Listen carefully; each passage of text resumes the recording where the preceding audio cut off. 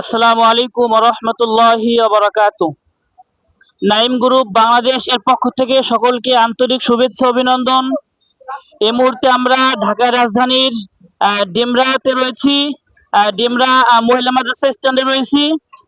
তো মূলত আমরা নাইম গ্রুপ বাংলাদেশের পরিচালক হিসেবে আমরা এই কোম্পানির প্রচার প্রসার করতে আসছি। এটা হচ্ছে কেমিক্যাল মুক্ত খাদ্যের একটা কোম্পানি। এর মাধ্যমে সারা বাংলাদেশে প্রত্যেকটি পরিবারের কাছে কেমিক্যাল মুক্ত খাদ্য পৌঁছে দেওয়া হবে। সেইটার প্রচার প্রসার করার জন্য আমরা ঢাকা রাজধানীতে উপস্থিত হয়েছি। তো সকলে আমাদের সাথে থাকবেন। আমরা এখান থেকে যে সমস্ত মানুষরা এখান থেকে হাঁটাচলা করবে জনপদে, তাদের কাছ থেকে আমরা সাক্ষাৎকার নিব এবং এইখানে যারা গরিব এতিম মিসকিন রয়েছে আমরা তাদেরকে সাহায্য সহযোগিতা করব, যাতে করে আল্লাহ সুবহানাহু ওয়া তাআলা এই নাইম গ্রুপ বাংলাদেশে কবুল করে। তো সকলে আমাদের সাথে থাকুন। ভাই একটু সামনে আসুন। সমস্যা নেই, আসুন। এটা হচ্ছে আমাদের গ্রুপ, বুঝছেন? নাইন গ্রুপ জি জি কেমিক্যাল মুক্ত নিরাপদ খাদ্যের কোম্পানি। জি জি। আসসালামু আলাইকুম। ওয়ালাইকুম সালাম। ভালো আছেন?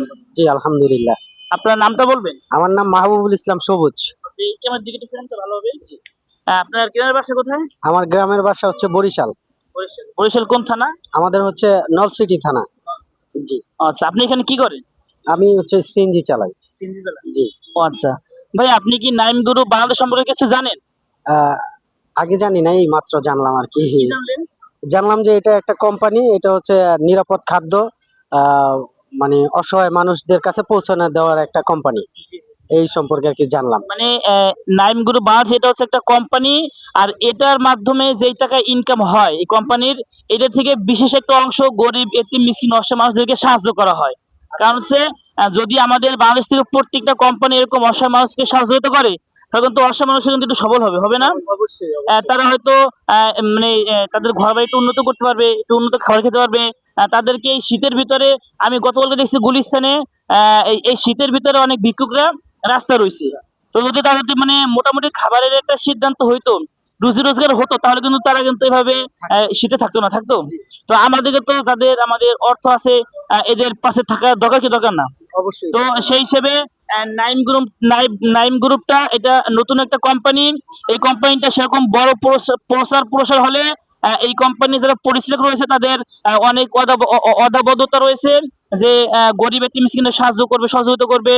পাশাপাশি এরকম বড় কোম্পানি ভালোই হইলে এটার মাধ্যমে একটা অ্যাম্বুলেন্স করা হবে, বা একটা হসপিটাল বা জনপথ কোন রাস্তা করে দেওয়া, বিভিন্ন কিছু করে দেওয়ার জন্য চেষ্টা চালানো হবে ইনশাল্লাহ।